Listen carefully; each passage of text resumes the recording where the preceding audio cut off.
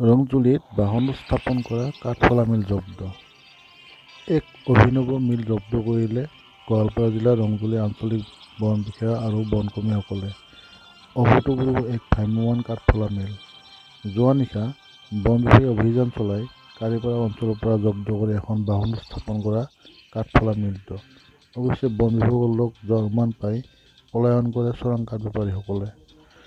উল্লেখ্য যে বন বিভাগৰ অভিযানৰ সময়ত চকুত ধূলি দি যাতে ইফাল সিফাল কৰি মিলটো ঘূৰাই লৈ ফুৰিব পাৰে তেনে কৌশলৰে এখন তিনিচকীয়া বাহনত স্থাপন কৰিছিল এই কাঠফলা মিলটো, যাৰ ফলত চোৰাং কাঠ বেপাৰীসকলে ভ্ৰাম্যমাণৰ দৰে য'তে ত'তে গাড়ীসহ মিলটো নি কাঠ ফালিব পাৰিছিল।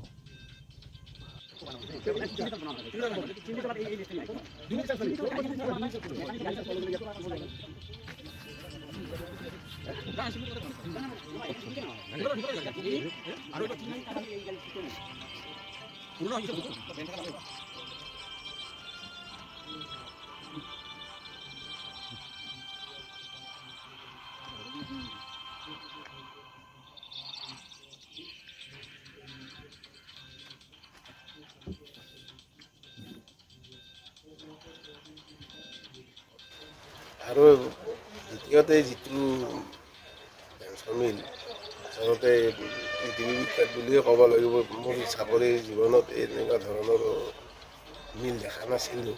গাড়ীৰ ওপৰত মিল এটা লৈছে আৰু বিশেষ সূত্ৰৰ পম খেদি গম পাওঁ যে এনেকুৱা এখন পেঞ্চন মিল এটা চলি আছে। পেঞ্চন মিলটো পিছত আমাৰ চাকৰিলৈ কৰিবলৈ সক্ষম। এইটো কাৰিপাৰা এলেকা বুলি কয়। এইটো ৰাস্তাত পালে নে আপুনি কাম কৰি থকাতে পালে? আচলতে আমি কাম কৰি থকা অৱস্থাত পোৱা নাই। তেওঁলোকে মানুহৰ ঘৰৰ ওচৰত চকুৱাই ৰাখিছিলে।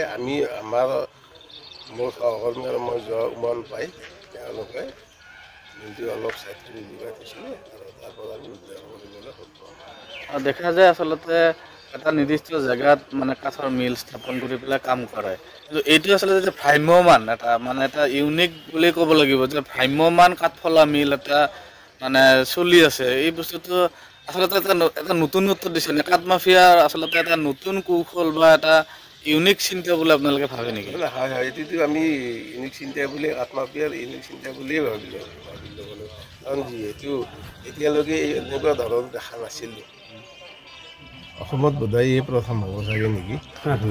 গতিকে কি ক'ম আৰু ভাষা নাই। মানে উদ্ভাৱন শক্তি সাংঘাতিক।